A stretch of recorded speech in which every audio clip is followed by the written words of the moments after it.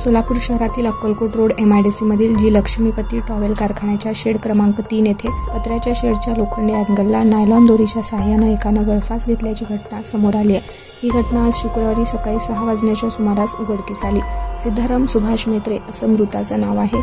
मिळालेल्या माहितीनुसार आज सकाळी 6 वाजता कामगार हे नेहमीप्रमाणे आपल्या कामासाठी निघाले होते, तेव्हा त्यांना शेड क्रमांक 3 मध्ये पत्र्याच्या शेडला एकानं गळफास घेतल्याचं दिसून आलं। तात्काळ खाली उतरून त्याला सिव्हिलमध्ये दाखल केलं असता डॉक्टरांनी त्याला उपचारापूर्वी मृत घोषित केलाय।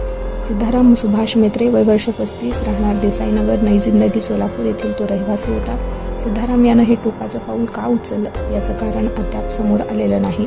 सदरची घटना सोलापूर MIDC पोलिसात नोंद करण्यात आली आहे। या घटनेचा अधिक तपास पोलीस कॉन्स्टेबल SD काळे करत आहेत।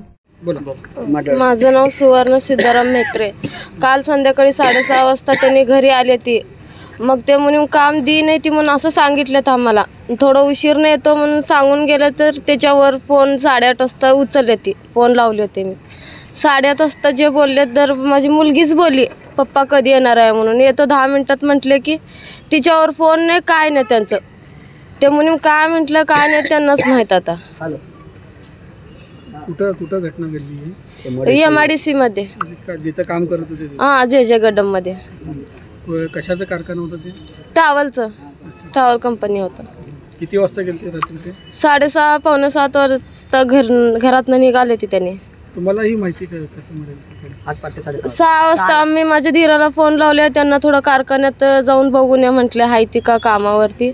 मग त्यांनी म्हटले दोन्ही गाड्या तिथंच आहे ती। मग आशील म्हणून आतमध्ये वॉचमॅनला विचार म्हटले की त्यांनी आतमध्ये गेले ती, नाही या म्हणून त्यांनी परत आले ती। नंतर आणि थोडं उशीर त्यांना फोन आला, तुमच्या भाऊ इथंच आहे ती म्हणून, असं गळफास घेतले ती म्हणून त्यांनी सांगितले ती। मग आमचे दीर फोन लावून आम्हाला सांगितले ती असं कारखान्यात असं का केलं आहे म्हणून। मग मी सांगितलं असं मुलींसोबत किरकिरी झालेला आहे म्हणून। सोबत माझी 4 वर्षाची मुलगी आहे। काय वाटतं तुम्हाला, काय झालं?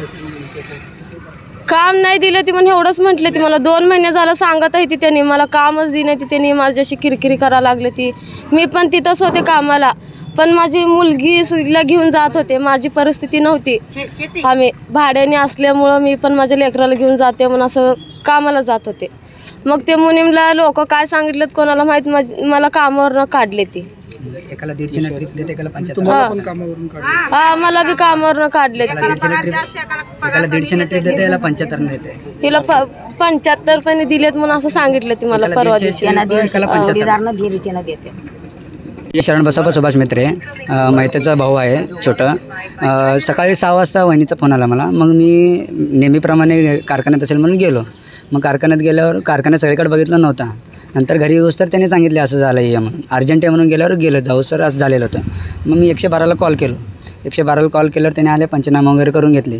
मालक एवढं सगळं उसर तिथंच होता, मालकाला नुकसान भरपाईचं वगैरे काहीच बोलणार नाही अजूनपर्यंत तर मालक आले नाही। अपेक्षा एवढंच आहे की 6 वर्षाची मुलगी आहे, याचा भविष्याचा विचार मालक करायला पाहिजे। या घटनेला कारणीभूत असलेलं ते मुनीम आणि मालक मुनीमवर कडक कारवाई व्हायला पाहिजे। ज्यानं आज माझा भाऊ गेलाय, उद्या असं टॉर्चर करत राहिला तर उद्या दुसऱ्याचं भाऊ बाई बायको कोणतरी वारत काय तर असंच होईल। ते मुनीमवर कडक कारवाई व्हायला पाहिजे। एकतर त्याला कामावरून काढायला पाहिजे, नंतर त्याला कडक कारवाई करायला पाहिजे। आणि या 6 वर्षाच्या मुलगीचा विचार करून याचं नुकसान भरपाई एवढं दिलं तर बस झालं।